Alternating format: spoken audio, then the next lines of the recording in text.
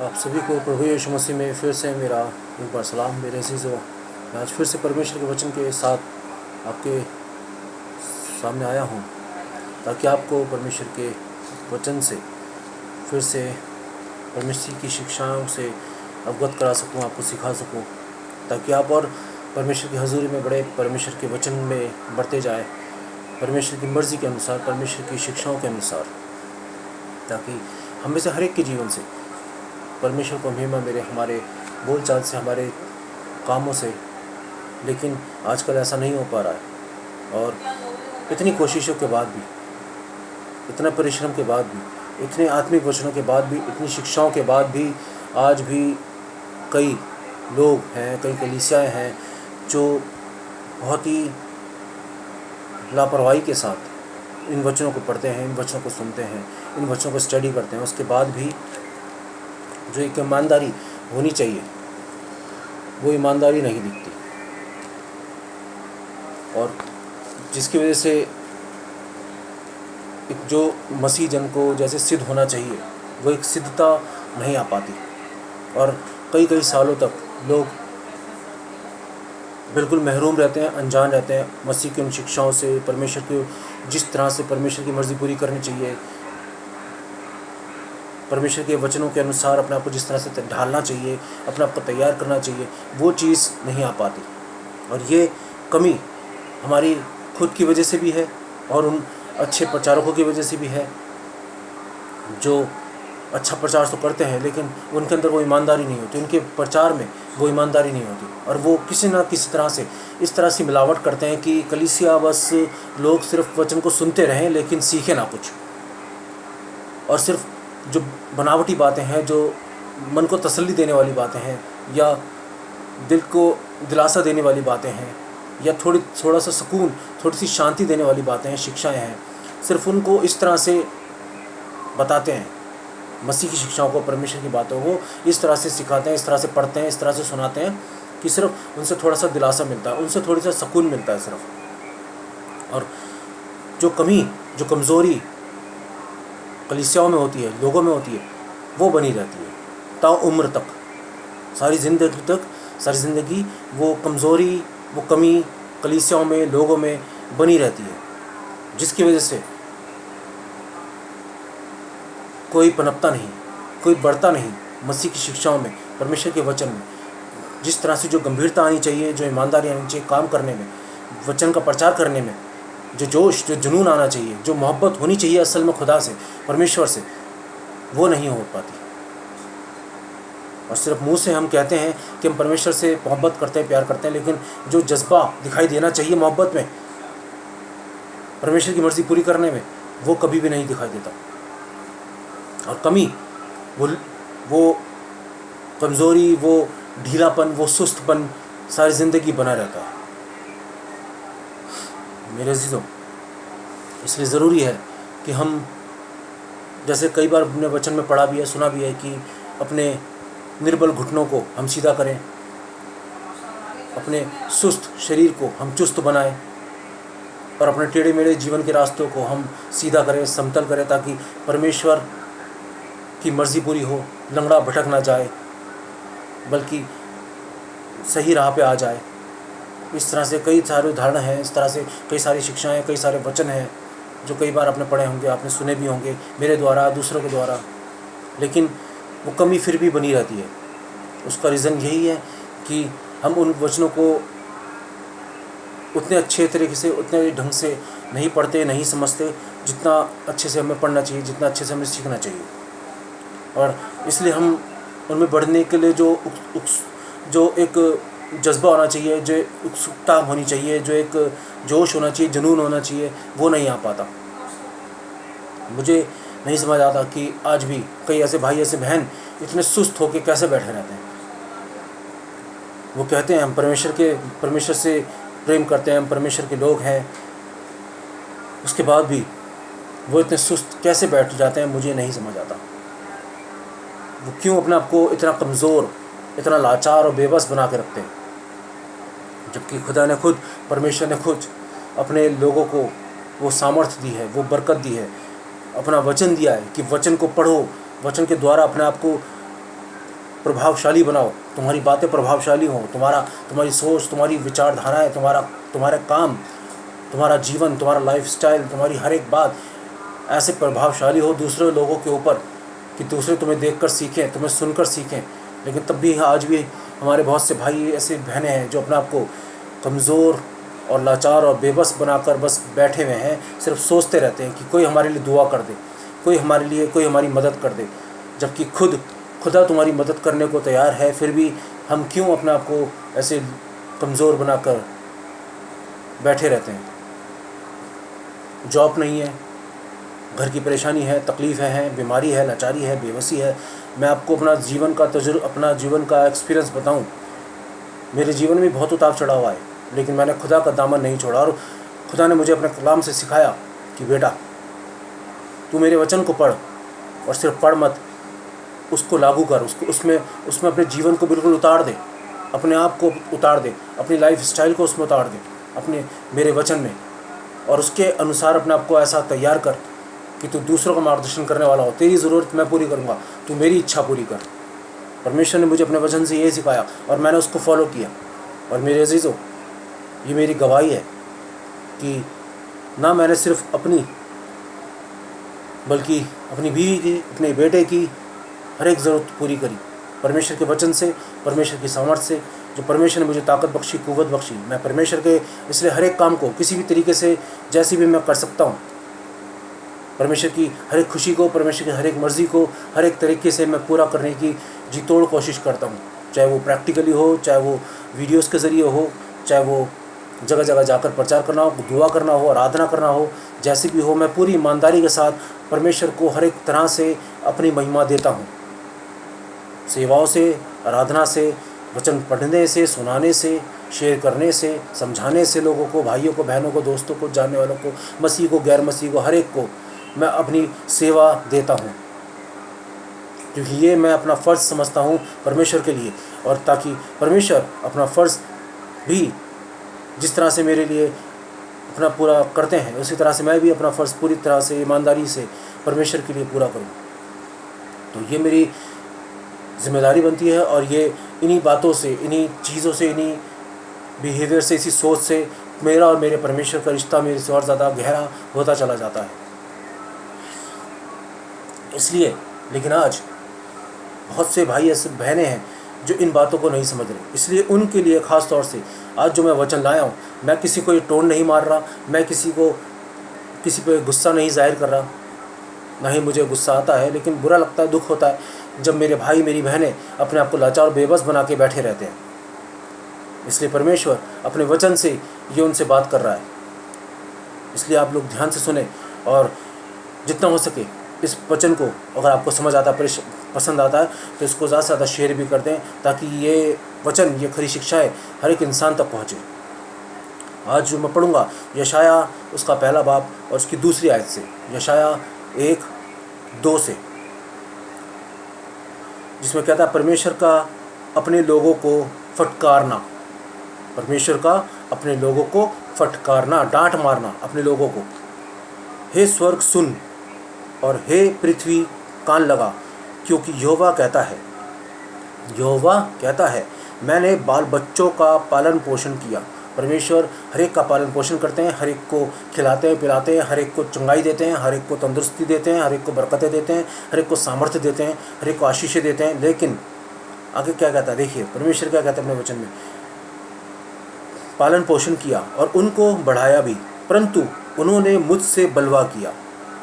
परमेश्वर से आज कई कलीसियाएँ, कई पास्टर्स, कई प्रचारक बलवा कर रहे हैं इनडायरेक्ट वे में, जाने अनजाने में। वो कहते तो हैं कि हम परमेश्वर की मर्ज़ी पूरी कर रहे हैं, हम परमेश्वर का काम कर रहे हैं, लेकिन असल में वो बलवा कर रहे हैं। क्यों? क्योंकि भेड़ें तैयार नहीं हो रही, भेड़ें मजबूत नहीं हो रही, भेड़ें अपने आप को फलवंत नहीं बना पा रही। और ऐसा करके वो वचन तो ज़रूर सुनाते हैं भेड़ों को, वो खिलाते पिलाते तो हैं, लेकिन उस आत्मिक वचन से, उन आत्मिक शिक्षाओं से, बातों से उनका कुछ लाभ नहीं हो रहा। जब लाभ नहीं हो रहा तो जाहिर सी बात है परमेश्वर से आप बलवा कर रहे हैं। बैल तो अपने मालिक को और गधा अपने स्वामी की चरनी को बैल तो अपने मालिक को और गधा अपने स्वामी की चरनी को पहचानता है, परंतु इज़राइल मुझे नहीं जानता। मतलब इज़राइल मुझे नहीं जानता। इज़राइल कौन है? परमेश्वर के लोग, परमेश्वर की चुनी हुई प्रजा, परमेश्वर के चुने हुए लोग, जो परमेश्वर जिनके लिए कहते हैं कि मेरी प्रजा विचार नहीं करती, परंतु इज़राइल मुझे नहीं जानता, मेरे लोग मुझे नहीं जानते। मेरी प्रजा विचार नहीं करती। किस बारे में विचार नहीं करती? कि आखिर परमेश्वर की मर्ज़ी क्या है, हम किस तरह से परमेश्वर की मर्ज़ी पूरी कर सकते हैं, हम किस तरह से परमेश्वर के वचन में अपने आप को तैयार करें, अपने आप को सजाएं। हाय, ये जाति पाप से कैसी भरी है, ये समाज अधर्म से कैसा लदा हुआ है, इस वंश के लोग कैसे कुकर्मी है, ये बाल बच्चे कैसे बिगड़े हुए हैं, ये बाल बच्चे कैसे बिगड़े हुए हैं, उन्होंने यहोवा को छोड़ दिया है। यहोवा कह रहे हैं, परमेश्वर कह रहे हैं कि मेरे लोगों ने मुझे छोड़ दिया है, क्योंकि वो मेरी सुनते ही नहीं, वो मेरी शिक्षाओं को मानते ही नहीं, वो मेरे वचनों को पालन ही नहीं करते। और वो आज भी नादान और नासमझ ही बन के जीवन जिए जा रहे हैं, लाचार और बेबसी का जीवन जिए जा रहे हैं, और हमेशा बस ऐसे ही कमज़ोर बने रहते हैं। आगे कहता है, उन्होंने इसराइल के पवित्र को तुच्छ जाना है। जो इसराइल का पवित्र है परमेश्वर, उसको तुच्छ जाना है। वे पराये बनकर दूर हो गए हैं, वे पराये बनकर दूर हो गए हैं। तुम बलवा करके क्यों अधिक मार खाना चाहते हो? तुम बलवा करके क्यों अधिक मार खाना चाहते हो? इसलिए परमेश्वर का वचन कह रहा है कि तुम बलवा करके क्यों अधिक मार खाना चाहते हो। आगे 12वीं आयत में क्या कहता है? 12वीं एक यशाया 1 उसकी 12वीं आयत से उसकी 20वीं आयत तक देखिए क्या कहता है। तुम जब अपने मुंह मुझे दिखाने के लिए आते हो, मतलब जब तुम कलीसिया में जाते हो, जब तुम परमेश्वर के भवन में अपने मुंह दिखाने के लिए परमेश्वर के भवन में जाते हो, तब ये कौन चाहता है कि तुम मेरे आंगनों को पांव से रौंदो? ये भाई कौन चाहता है कि तुम परमेश्वर के आंगन को पांव से रौंदो? व्यर्थ अनबली फिर मत लाओ, व्यर्थ बेकार में अनबली मत लाओ। धूप से मुझे घृणा है, तुम्हारी धूप से परमेश्वर को घृणा है। नए चांद और विश्राम दिन का मानना और सभाओं का प्रचार करना, ये मुझे बुरा लगता है। आपने सुना, जैसे कि मैंने अभी कहा, कई प्रचारकों के प्रचार से सुधार नहीं आ रहा कलीसिया को। जो सुधार आना चाहिए, जो आत्मिक सुधार आना चाहिए कलीसियाओं में, वो सुधार आत्मिक नहीं आ रहा। इसलिए परमेश्वर का वचन कह रहा है, सभाओं में प्रचार करना ये मुझे बुरा लगता है।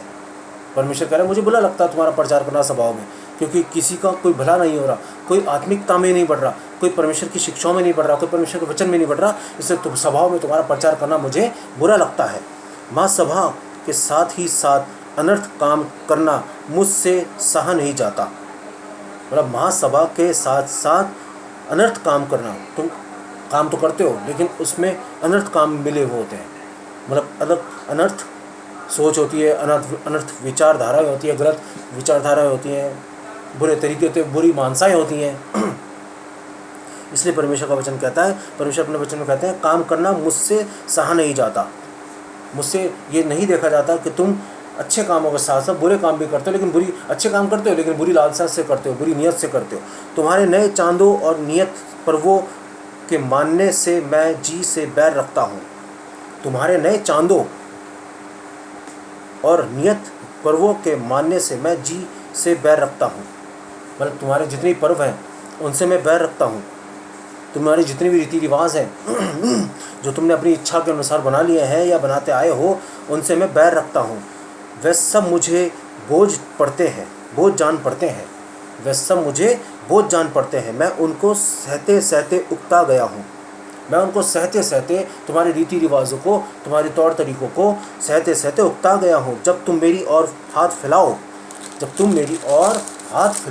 दुआ करो। हाथ फैलाकर जब तुम दुआ करोगे, हे प्रभु, हे परमेश्वर, जब तुम मेरी तरफ हाथ फैलाकर दुआ करोगे, तब मैं तुमसे मुख फेर लूँगा।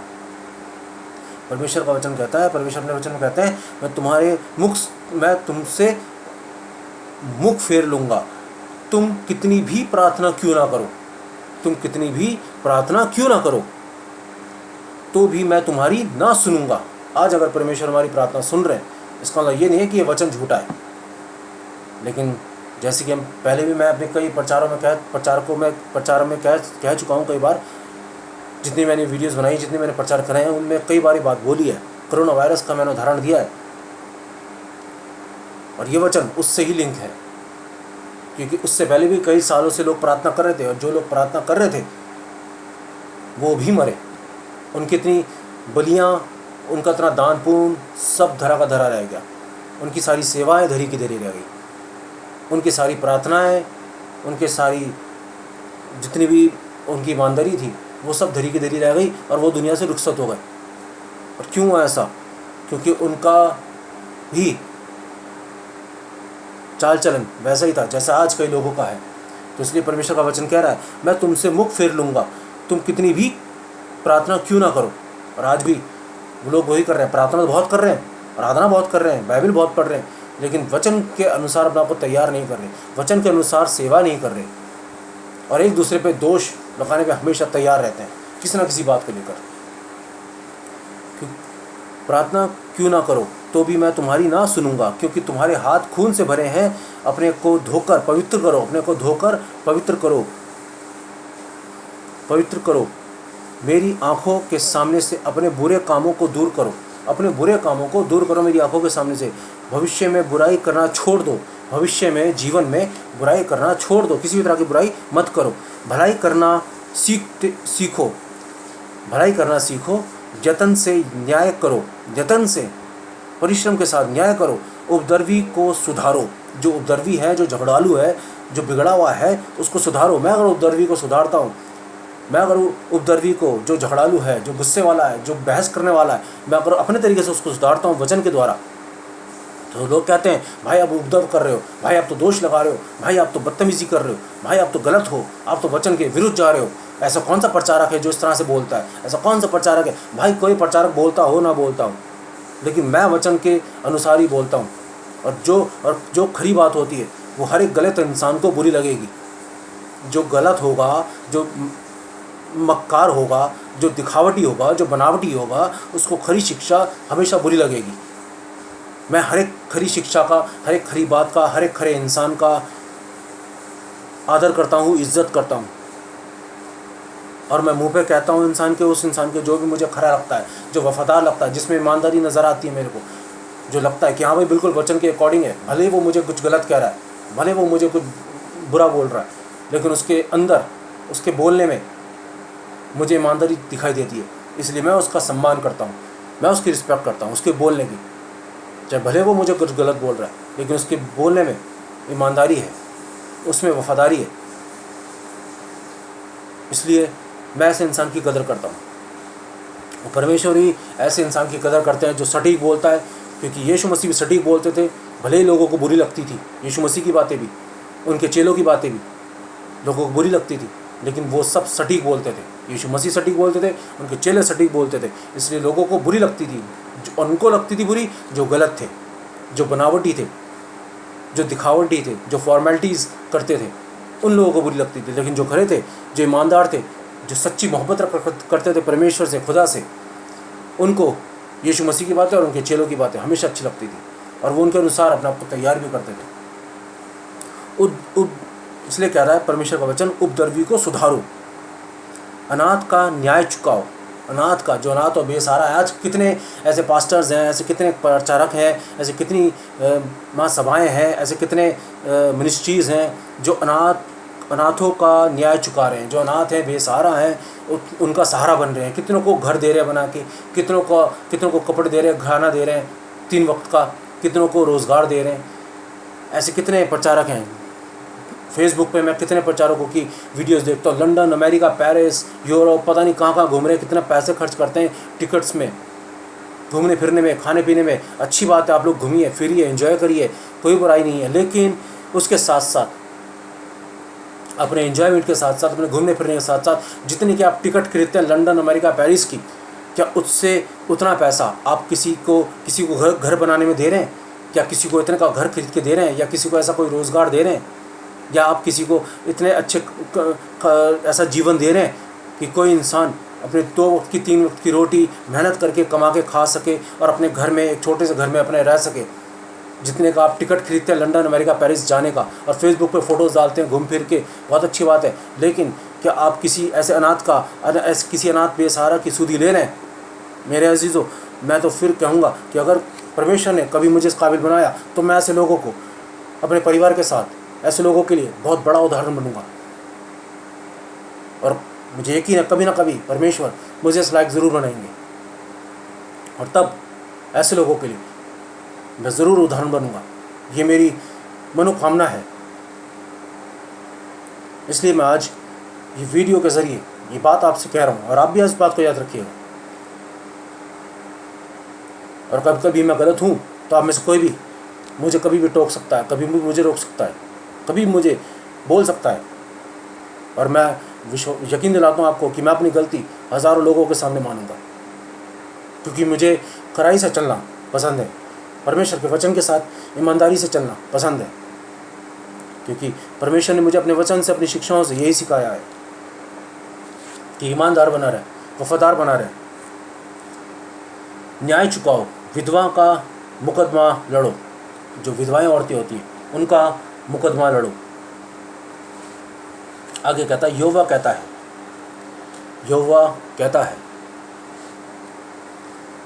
आओ हम आपस में वाद विवाद करें, तुम्हारे पाप चाहे लाल रंग के हों तो भी वह हिम के समान उजले हो जाएंगे।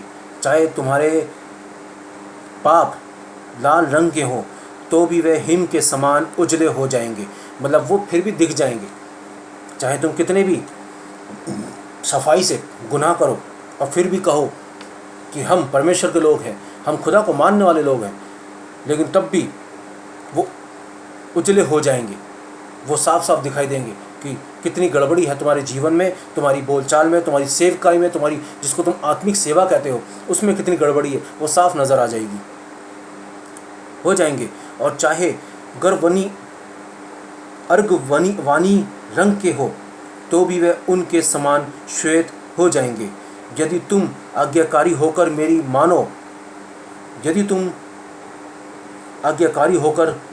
मानो तो इस देश के उत्तम उत्तम पदार्थ खाओगे। और अगर यदि आप परमेश्वर की आज्ञाओं का पालन करते हैं, परमेश्वर के वचन के अनुसार अपने आप को तैयार करते हैं, तो इस देश के उत्तम उत्तम पदार्थ खाओगे। ये परमेश्वर का वचन कह रहा है कि अगर तुम मेरे वचन के अनुसार अपने आप को ढालते हो, अपने आप को तैयार करते हो, मेरी मर्जी पूरी करते हो, मेरी इच्छा पूरी करते हो मेरे वचन के अनुसार, तो तुम इस देश के उत्तम उत्तम पदार्थ खाने पाओगे। और यदि तुम ना मानो और बलवा करो, फिर भी तुम अगर बलवा करते हो तो तलवार से मारे जाओगे। यहोवा का यही वचन है। आगे मती 6 इसके बारे में क्या कहता है, इन शिक्षाओं से मिलते जुलते मती 6 क्या कहता है।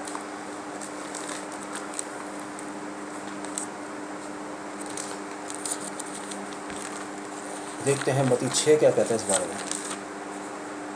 मती 6 और उसकी 1 आयत से लेकर 15वीं आयत तक। मती 6 उसकी 1 आयत से लेके उसकी 15वीं आयत तक। सावधान रहो, तुम मनुष्यों के दिखाने के लिए अपने अधर्म के काम ना करो। जैसा कि अभी हमने पहले पढ़ा कि तुम्हारे काम कितने भी दिखावटी या कितनी भी आत्मिक क्यों ना हो तुम्हारी नज़र में, लेकिन वो परमेश्वर के सामने स्पष्ट दिखाई देंगे, और जो ईमानदार होगा उसको भी स्पष्ट दिखाई देंगे, उसको भी स्पष्ट दिखाई दी जाएंगे कि इन कामों में कितनी वफादारी, ईमानदारी है। इसलिए कहते हैं परमेश्वर का वचन, इसलिए मती 6 में कहता है, सावधान रहो, तुम मनुष्यों को दिखाने के लिए अपने धर्म के काम ना करो, नहीं तो अपने स्वर्गीय पिता से कुछ भी फल ना पाओगे। ये फल कौन से हैं? ये शारीरिक, संसारिक, दुनियावी फल नहीं है, या आत्मिक फलों की बात कर रहे हैं परमेश्वर अपने वचन से, कि तू अपने स्वर्गीय पिता से कुछ भी फल ना पाओगे। अगर हमारे कामों में, हमारे आत्मिक कामों में, हमारी आत्मिक सेवकाई में, हमारे आत्मिक वचन में, प्रचार में अगर ईमानदारी, वफादारी ना हो, तो हम अपने स्वर्ग के पिता से कुछ भी फल नहीं पाएंगे। और आज बहुत से प्रचारक हैं जो फल नहीं पा रहे, दुनियावी शॉर्टकटों से वो भले ही अपने घर को भर रहे हो, भले ही अपने परिवार को अच्छे से पालन पोषण कर रहे हो, भले ही लंदन अमेरिका पेरिस घूम फिर रहे हो, लेकिन जो एक आत्मिक फल होने चाहिए वो नहीं हो गया। और जिस दिन परमेश्वर न्याय लेने आ गए, जिस दिन परमेश्वर एक ऐसे प्रचारक का, ऐसे सेवक का या ऐसे कलीसियाओं का न्याय कर दिया, तो रिज़ल्ट हमारे सामने पहले भी है, जो हम देख चुके हैं पहले। पूरा इंसान, हर एक इंसान घबराया फिर रहा था, घर में बैठे हुए थे लेकिन तब भी घबराए हुए थे। तो वही हाल फिर से होगा हर एक इंसान का। इसलिए जब तू दान, इसलिए परमेश्वर का वचन कहता है मत्ती 6 के 2 आयत में, इसलिए जब तू दान करे तो अपने आगे तुर ही ना बजवा।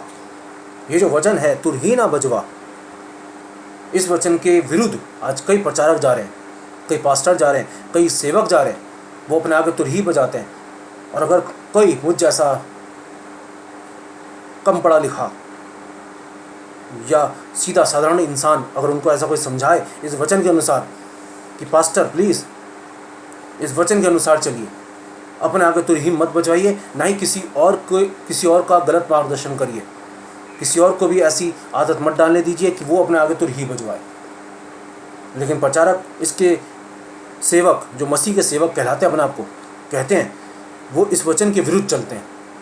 फिर भी जानबूझकर अपने आगे और दूसरों को ऐसी आदत डलवाते हैं कि अपने आगे तुर ही बजवाओ, जैसे मैं बजवाता हूँ। जैसे कपटी सभाओं और गलियों में करते हैं, जैसे कपटी वो होते हैं, कपटी प्रचारक वो होते हैं, कपटी सेवक वो होते हैं, कपटी खुदा के मानने वाले, जो कहते हैं हम खुदा को मानते हैं, लेकिन वो होते हैं कपटी असल में। क्योंकि जो इस वचन के विरुद्ध चलता है उसको कपटी कहेंगे, क्योंकि वचन खुद कह रहा है जैसे कपटी माँ सभाओं में, जैसे कपटी सभाओं और गलियों में करते हैं। जो कपटी, चाहे वो कपटी इंसान कोई भी हो, चाहे कोई प्रचारक हो, चाहे कोई पास्टर हो, चाहे कोई सेवक हो, चाहे कोई मेरे जैसा सेवक हो, चाहे कोई कैसा भी कोई भी हो, जो इस वचन के विरुद्ध है वो कपटी है। सभाओं में और गलियों में करते हैं ताकि लोग उनकी बढ़ाई करें। कपटी क्या करता है? वो अपनी बढ़ाई करता है, वो अपनी महानता दिखाता है, वो अपने आप को परफेक्ट दिखाता है, वो अपने आप को बहुत इंपॉर्टेंट दिखाता है। ऐसे मैंने कई पास्टर्स देखे हैं जो अपने आप को परफेक्ट कहते हैं, अपने आप को बहुत हुनरमंद कहते हैं, अपने आप को बहुत अच्छा और बहुत अपने आप को बड़ा दिखाते हैं और बहुत एक्सपीरियंस दिखाते हैं कि मैं बाइबल में एकदम बहुत ज़्यादा सटीक हूँ, बहुत ईमानदार हूँ। लेकिन वचन से अब मैं तो कहता हूँ, आप मेरा न्याय करते हो तो आप वचन से मेरा न्याय करो। अगर मैं वचन से बाहर हूँ तो आप मेरा न्याय करो, मुझे बताओ कि मैं गलत हूँ। मैं तो साफ वचन से बात करता हूँ, बाइबल से बात करता हूँ, शिक्षाओं से बात करता हूँ, खरी शिक्षाएँ जो परमेश्वर की हैं उनसे बात करता हूँ। मैं अगर गलत हूँ तो वचन से मुझसे बात करो, मुझे बताओ कि मैं कहाँ गलत हूँ, कैसे गलत हूँ। अगर आप गलत हो तो आप अपने आप को भी चेक करो, बड़ाई करें ताकि लोग उनकी बड़ाई करें। और ऐसे कई प्रचारक हैं, ऐसे कई सेवक हैं खुदा के मानने वाले जो चाहते हैं कि लोग उनकी बड़ाई करें। मैं तुमसे सच कहता हूँ कि वह अपना प्रतिफल पा चुके हैं और आगे और पाएंगे भी। उनका न्याय परमेश्वर करेंगे। मैं किसी का न्याय नहीं करता, क्योंकि न्याय करने वाले परमेश्वर हैं। मैं तो सिर्फ मार्गदर्शन कर सकता हूँ, मैं तो सिर्फ सुधार सकता हूँ, मैं तो सिर्फ कोशिश करता हूँ सुधारने की। न्याय लेकिन परमेश्वर के हाथ में। परंतु जब तू दान करे तो जो तेरा दाहिना हाथ है, जो हमारा दाहिना हाथ है, वह हाथ करता है। परंतु जब तू दान करे तो जो तेरा दाहिना हाथ करता है उसे तेरा बायां हाथ ना जान पाए। मतलब अगर मैं राइट हैंड से दान कर रहा हूँ तो मेरा लेफ्ट हैंड को पता ना चले कि मैं क्या दान कर रहा हूँ, कितना दान कर रहा हूँ।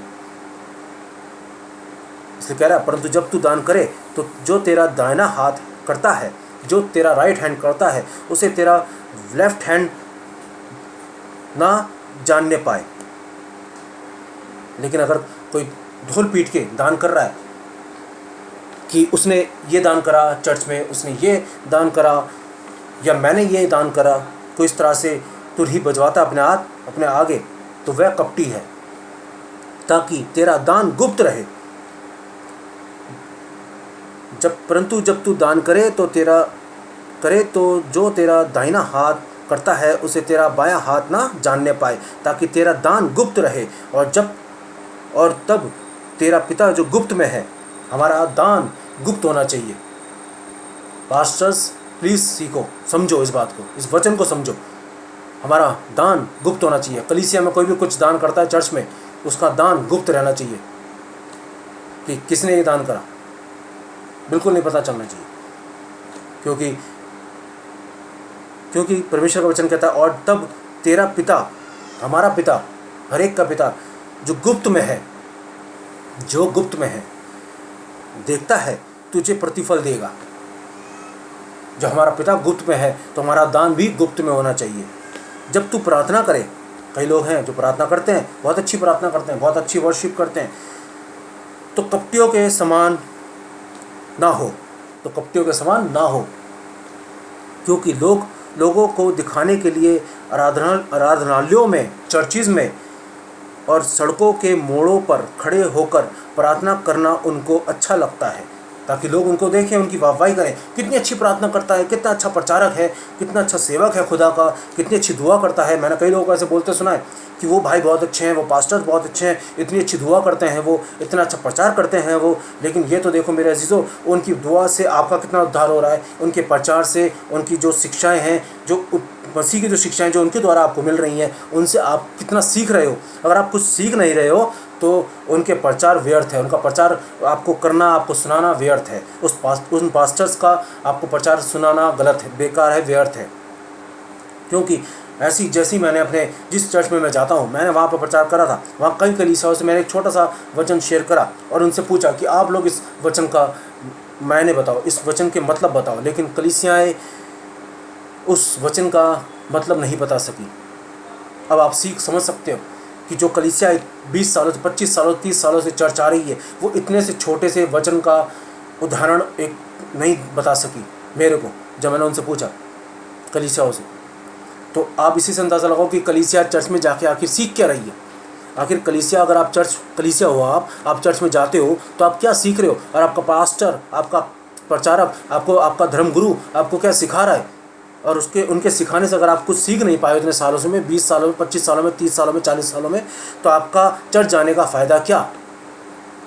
अगर आप परमेश्वर की शिक्षाओं को सीख नहीं पाए, मसीह की शिक्षाओं के अनुसार अपने आप को तैयार नहीं कर पाए, परमेश्वर की मर्ज़ी के अनुसार, परमेश्वर की शिक्षाओं के अनुसार आप उनकी परमेश्वर की मर्ज़ी पूरी नहीं कर पाए, और आप सिर्फ और सिर्फ पास्टर की मर्ज़ी पूरी कर रहे हो, प्रचारक की मर्ज़ी पूरी कर रहे हो, सेवक की मर्ज़ी पूरी कर रहे हो, लेकिन जो खुदा है आपका, जो परमेश्वर है आपका, उस खुदा की, उस यीशु मसीह की मर्ज़ी पूरी नहीं कर रहे हो, तो आपकी दुआ, बंदगी, आराधना, स्तुति सब कुछ व्यर्थ है, आपका चर्च जाना व्यर्थ है मेरे अजीज़ों, सब कुछ व्यर्थ है। आप इस बात को समझो ज़रा गंभीरता से कि आप किसको खुश कर रहे हो। आप पास्टर को खुश करने चर्च जाते हो या आपको परमेश्वर को खुश करना है। आपकी मोहब्बत, आपकी वफादारी किसके साथ है, आपका रिश्ता सबसे ज़्यादा अच्छा किसके साथ होना चाहिए, परमेश्वर के साथ या आपके पास्टर के साथ। आपको ये समझना, ये सीखना बहुत ज़रूरी है कि आपको रिश्ता किसके साथ अच्छा बनाना है, किसके साथ मजबूत बनाना है। खुदा के साथ, जो आपकी लाचारी, बेबसी को दूर करेगा, जो आपको रोज़गार देगा, जो आपको खाने के लिए रोटी देगा, जो मज़दूर को, एक जो किसान होता है उसको अन्न देता है, उसको मेहनत करने के लिए अन्न देता है, उसको मेहनत करने के लिए ताकत देता है, जो उसको पानी देता है। ये उस खुदा को खुश करने की ज़रूरत है आपको, या उस पास्टर्स को जो खुद लाचार और बेबस है, जो खुद अगर बीमार पड़ जाए तो वो अपने लिए दुआ करके खुद अपने आप को चंगाई नहीं कर सकता, दे सकते हैं अपने लिए। किसके लिए आपकी ईमानदारी होनी चाहिए, किसके साथ आपका रिश्ता मजबूत होना चाहिए। वो खुद पास्टर, जो पास्टर के अधीन आप हो, वो पास्टर खुद परमेश्वर के आगे हाथ जोड़ के, घुटने टेक के दुआ करता है। तो आपकी ईमानदारी, आपका रिश्ता किसके साथ मजबूत होना चाहिए। वो उन पास्टर के साथ जो घुटने टेक कर, हाथ जोड़ कर दुआ करते हैं परमेश्वर से, या खुद आपका रिश्ता परमेश्वर के साथ, तो आपके परमेश्वर को, जो परमेश्वर आपको अपनी बेटी, अपना बेटा कह रहा है, आपका रिश्ता उसके साथ मजबूत होना चाहिए। ये आपको डिसाइड करना है। आपका रिश्ता इंसान के साथ मजबूत करना है अपना, या अपने खुदा के साथ, जो आत्मिक खुदा है, जो गुप्त में है, उसके साथ आपको अपना रिश्ता मजबूत करना है। यह आपको चेक करने की, परखने की, सीखने की, समझने की बहुत ज़्यादा ज़रूरत है आज, ताकि परमेश्वर की मर्ज़ी पूरी हो, ना कि किसी पास्टर की, ना कि मेरी, ना कि किसी और इंसान की, बल्कि सिर्फ और सिर्फ खुदा की मर्ज़ी पूरी हो इस वचन के अनुसार। परंतु जब तू प्रार्थना करे तो अपनी कोठरी में जा और अपना द्वार बंद करके अपने पिता से जो गुप्त में है प्रार्थना कर, तब तेरा पिता जो गुप्त में देखता है, जो गुप्त में तुझे देखता है, तुझे प्रतिफल देगा। प्रार्थना करते समय अन्य जातियों के समान बक बक ना कर। कई प्रचारकों को देखा, लंबी लंबी प्रार्थना करें, 15-15, 20-20 मिनट, आधा घंटा, 1-1 घंटा दुआएं करते हैं। तो परमेश्वर का वचन कह रहा है उनकी तरह बक बक मत कर, छोटी सी दुआ कर, संक्षेप में दुआ कर, लेकिन आत्मिकता से कर, ईमानदारी से कर, वफादारी के साथ कर, अच्छी नीयत के साथ कर, अच्छी विचारधारा के साथ कर, और पूरी वफादारी दिखा खुदा को उस दुआ में, अपने उस मांगने में, जो दुआ में मांग रहा है, जो दुआ कर रहा है, जिस मकसद से मांग रहा है, वो मकसद तेरा अच्छा होना चाहिए। जिस ईमानदारी से ईमानदारी से मांग रहा है, वो ईमानदारी अच्छी होनी चाहिए, और जिस नीयत से मांग रहा है, वो नीयत अच्छी होनी चाहिए। इसलिए कह रहा है परमेश्वर का वचन, प्रार्थना करते समय अन्य जातियों के समान बकबक ना करो, क्योंकि वह समझते हैं कि उनके बहुत बोलने से उनकी सुनी जाएगी। ऐसा कुछ नहीं है। आप परमेश्वर से संक्षेप में दुआ करो, परमेश्वर आपकी सुनेंगे। ज़रूरी नहीं है आप 15-20 मिनट या आधा घंटा या 1.5 घंटा या 2 घंटा या 1 घंटा बैठ के दुआ करो, ऐसा कुछ नहीं है। आप छोटी संक्षेप में भी ईमानदारी वफादारी के साथ दुआ करोगे, परमेश्वर आपकी दुआ पूरी करेंगे। जबकि परमेश्वर का वचन कहता है कि तेरे मांगने से पहले मैं जानता हूँ तुझे किन किन चीज़ों की आवश्यकता है, तो तू मेरी मर्ज़ी पूरी कर, तो मेरी इच्छा पूरी कर, मैं तेरी ज़रूरतें यूँ ही पूरी कर दूँगा तेरे मांगने से पहले ही। क्योंकि वो हमारा पिता है, वो हमारा बाप है, वो हमारा परमेश्वर है, हमारा गुरु है, हमारा प्रभु है। वो हमारे मांगने से पहले जानता है कि हमें किन किन चीज़ों की आवश्यकता है, हमें किन किन चीज़ों की ज़रूरत है। इसलिए अगर आपको नौकरी की ज़रूरत है, तो आपकी दुआ में इतनी सामर्थ्य, इतनी ईमानदारी वफादारी होनी चाहिए। आपके रिश्ता जो आपका खुदा से है, परमेश्वर से, उसमें इतनी ईमानदारी होनी चाहिए कि आप जो भी परमेश्वर से मांगो, अच्छी और साफ़ नीयत से मांगो, तो परमेश्वर आपकी ज़रूरत को ज़रूर पूरा करेंगे और जल्द से जल्द पूरा करेंगे। और साथ ही साथ उसको उस बरकत में बने रहने की बुद्धि समझदारी भी आपको देंगे और ताकत भी आपको बख्शेंगे। बोलने से उनकी सुनी जाएगी, इसलिए तुम उनके समान ना बनो, क्योंकि तुम्हारा पिता तुम्हारे मांगने से पहले ही जानता है कि तुम्हारी क्या आवश्यकताएं हैं। तुम्हारे मांगने से ही पहले तुम्हारा पिता जानता है कि तुम्हारी क्या आवश्यकताएं हैं। अतः तुम इस रीति से प्रार्थना किया करो, हे हमारे पिता, तू जो स्वर्ग में है, तेरा नाम पवित्र माना जाए, तेरा राज्य आए। राज्य उसका तभी आएगा जब आप वचनों को पढ़ोगे, जब आप वचनों के अनुसार अपने आप को तैयार करोगे, तभी उसका राज्य आएगा। हमारे जीवनों से उसका राज्य आना चाहिए, हमारी बातों से, हमारे चरित्र से, हमारे बिहेवियर से, हमारे चाल चलन से, हमारे कपड़े पहनने के तरीके से, हमारी आराधना स्तुति करने के तरीके से, हमारी वफादारी ईमानदारी से उसका राज्य आएगा। लेकिन राज्य तभी आएगा जब हम ऐसा अपने आप को ढालेंगे, उसके वचन के अनुसार अपने आप को ऐसा तैयार करेंगे, तभी उसका राज्य आएगा। तेरी इच्छा जैसी स्वर्ग में पूरी होती है, स्वर्ग में तो उसकी पूरी होती है क्योंकि वहाँ उसके पूरी तरह से उसी की चलती है, लेकिन यहाँ उसने हमें ऐसी तौफीक, ऐसी आशीष दी है कि हम अपनी मर्जी, अपनी इच्छा के अनुसार पूरी करते हैं। लेकिन तब भी वो चाहता है कि हम अपनी इच्छा के अनुसार उसकी इच्छा पूरी करें। लेकिन आप अफसोस की बात है कि आज कई प्रचारक, कई पास्टर, कई सेवक हैं ऐसे जो अपनी इच्छा के अनुसार उसकी सेवा करते हैं, अपनी इच्छा के अनुसार उसकी सेवा करते हैं, जिससे कि वो खुशी नहीं होता। लेकिन परमेश्वर चाहते हैं कि हम उनकी इच्छा पूरी करें अपनी इच्छा के अनुसार। लेकिन खुशी तभी पूरी होगी परमेश्वर की जब उनकी इच्छा के अनुसार हम उनकी इच्छा के साथ अब अपनी इच्छा मिलाकर उनकी मर्जी पूरी करेंगे, ताकि सही मायनों में परमेश्वर की मर्जी पूरी हो वचन के अनुसार। जैसा कहता है, तेरा राज्य आए, तेरी इच्छा जैसे स्वर्ग में पूरी होती है, जैसे स्वर्ग में पूरी होती है वैसे ही इस ज़मीन पर भी हमारे द्वारा पूरी हो, वैसे ही पृथ्वी पर भी हो। हमारे दिन भर की रोटी आज हमें दे। हमारे दिन भर की रोटी आज हमें दे। प्रतिदिन की रोटी परमेश्वर हमें हमेशा देते हैं। वो अपना फ़र्ज़ समझकर हमें देते हैं, वो उनका फ़र्ज़ है हमें देना। जो किसान होता है उसको भी वो अनाज देते हैं, अन्न देते हैं, उसको मिट्टी देते हैं, उसको पानी देते हैं, उसको वर्षा का पानी देते हैं ताकि उसका फसल अच्छी हो। उसकी फसल को इतनी ताकत, इतनी कुव्वत देते हैं कि उसकी फसल अच्छी हो, वो अनाज काट के उसको बेचे और अपने परिवार को पाले और अपने परिवार को अच्छा जीवन दे सके। तो जब एक किसान को, एक मज़दूर को, हर एक इंसान को जब परमेश्वर दिन प्रतिदिन की रोटी देते हैं, तो लेकिन इंसान का भी फ़र्ज़ है कि उस खुदा की, परमेश्वर की, भगवान की, अल्लाह की मर्ज़ी के अनुसार अपने आप को ढाले, ना कि अपने आप को उन रीति रिवाजों में बांध के रखे सारी ज़िंदगी, जिनसे परमेश्वर को, खुदा को, अल्लाह को, भगवान को कोई लेना देना ही नहीं है। उन रीति रिवाजों से अपने आप को स्वतंत्र करें, क्योंकि तभी हम, जब तक हम उन रीति रिवाजों से अपने आप को आज़ाद नहीं करेंगे, तब तक हम अपने खुदा की, अपने परमेश्वर की, अपने अल्लाह की, अपने भगवान की मर्ज़ी पूरी नहीं कर सकते, चाहे आप किसी भी धर्म के क्यों ना हो। कई लोग कहते हैं, कई लोग इन धर्म को, इन बातों को मिला जुला कर बहुत कलीसिया को माइंड डिस्टर्ब कर देते हैं। कलीसिया भोली वाली कलीसिया होती है और उनको डिसाइड ही नहीं कर पाती कि हम आखिर क्या गलत कर रहे हैं। आप किसी भी, मेरा कहने का मतलब साफ है, आप किसी भी धर्म के हों, क्योंकि ये वीडियो, ये प्रचार हर एक इंसान सुनता है, हर एक इंसान के पास ये वीडियो पहुँचती है, प्रचार पहुँचता है। इसलिए मेरा हर एक इंसान से रिक्वेस्ट है, गुजारिश है, आप हिंदू हैं तो अपनी ईमानदारी रखिए पूरी ऊपर वाले के साथ। अगर आप मुसलमान हैं तो अपनी ईमानदारी रखिए ऊपर वाले के साथ पूरी, रीति रिवाजों के अनुसार नहीं, जो रीति रिवाज आप जीते हो उनके अनुसार नहीं, बल्कि उन शिक्षाओं के अनुसार जिनसे ऊपर वाला खुश हो। वो ऊपर वाला कौन है? वो खुदा हो सकता है, वो अल्लाह हो सकता है, वो भगवान हो सकता है, वो परमेश्वर हो सकता है, यीशु मसीह हो सकते हैं। आप जिस नाम से भी उसको उनको पुकारना चाहते हैं पुकारें, क्योंकि कोई भी ग्रंथ, कोई भी वचन, कोई भी अच्छी शिक्षा जो होती है, जो अच्छी बातें होती है, जिससे इंसान का, किसी भी इंसान को उद्धार हो, वो बुरी नहीं होती। इंसान बुरा होता है इंसान जो अच्छी बातों को गलत नज़रिए से देखता है, सोचता है, गलत अंदाज़ा लगाता है अच्छी बातों को लेकर, और फिर वो उसके अनुसार गलत काम करता है या उन रीति रिवाजों को गलत वे में लेके जाता है। गलत इंसान होता है। कोई रीति रिवाज गलत नहीं है, कोई धर्म गलत नहीं है, कोई ग्रंथ गलत नहीं शिक्षा देता, कोई ग्रंथ गलत शिक्षा नहीं देता किसी इंसान को। अगर इंसान ही उसको गलत ले जाए, इंसान ही उसको गलत नज़रिए से देखे, पढ़े, सुने, तो गलती इंसान की है, ना कि उस ग्रंथ की जिसको परमेश्वर ने, खुदा ने, अल्लाह ने, भगवान ने रचा है, तैयार करके इंसानों को दिया है।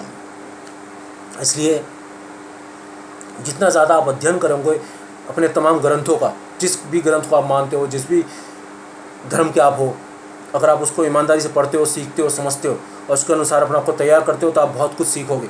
और किसी भी आप धर्म के हो तो ये ज़रूर याद रखना कि आप किसी भी धर्म के हो, किसी भी दूसरे धर्म वाले पे उंगली ना उठाओ, क्योंकि उंगली उठाना एक ईमानदार इंसान जो ऊपर वाले की नज़र में सही होता है और जो कहता है कि मैं धर्मी जन हूँ, जो कहता है मैं भगवान को बहुत मानता हूँ, जो कहता है मैं परमेश्वर को बहुत मानता हूँ, जो कहता है मैं खुदा को बहुत मानता हूँ, जो कहता है मैं अल्लाह को बहुत मानता हूँ, वो कभी भी दूसरे इंसान पे ग्रंथों की बातों को लेकर, धर्म की बातों को लेकर उंगली नहीं उठाएगा।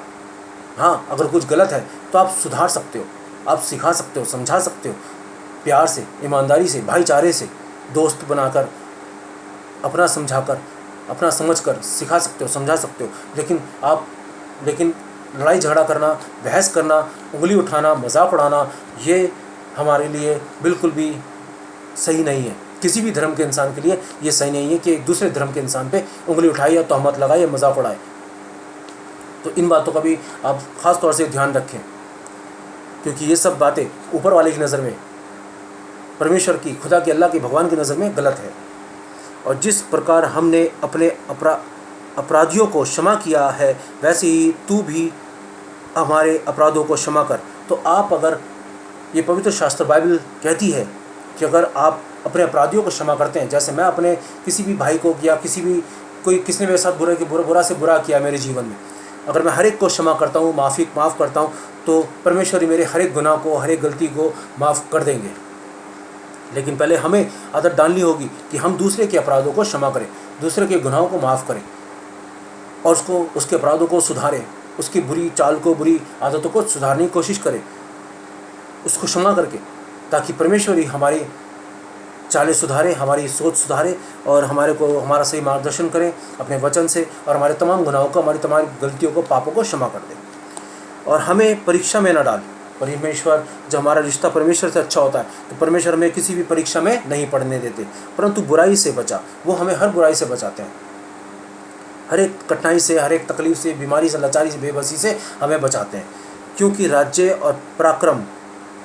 राज्य परमेश्वर का ही है, और पराक्रम और महिमा सदा तेरी होती है, सदा तेरी होती है और सदा होती तेरी रहेगी। आमीन। इसलिए आगे कहता है, इसलिए यदि तुम मनुष्य के अपराध क्षमा करोगे तो तुम्हारा स्वर्गीय पिता भी तुम्हें क्षमा करेगा, और यदि तुम मनुष्यों के अपराध क्षमा ना करोगे तो तुम्हारा पिता भी तुम्हारे अपराध क्षमा ना करेगा। इसलिए ज़रूरी है कि हम परमेश्वर के वचन के अनुसार हर एक के गुनाह माफ़ करें, हर एक की गलती को माफ़ करें और उसको सुधारने की कोशिश करें, और उस पर किसी भी तरह की तोहमत ना लगाए। आगे एक ही बहुत खूबसूरत आत्मिक वचनों से भरा हुआ वचन है, जो कि है फिलिपियों 1 उसकी 3 आयत से लेके उसकी 30 आयत तक। 3 आयत से लेकर 30 आयत तक, जिसमें पौलुस बहुत ही खूबसूरत तरीके से कलीसिया को, फिलिपियों की कलीसिया को बता रहे हैं, सिखा रहे हैं, समझा रहे हैं। देखिए क्या कहते हैं पौलुस, मैं जब जब तुम्हें स्मरण करता हूँ तब तब अपने परमेश्वर का धन्यवाद करता हूँ, और जब कभी तुम सबके लिए विनती करता हूँ तो आज सदा आनंद के साथ विनती करता हूँ, इसलिए कि तुम पहले दिन से लेकर आज तक सुसमाचार फैलाने में मेरे सहभागी रहे हो। आज कई मेरे ऐसे भाई हैं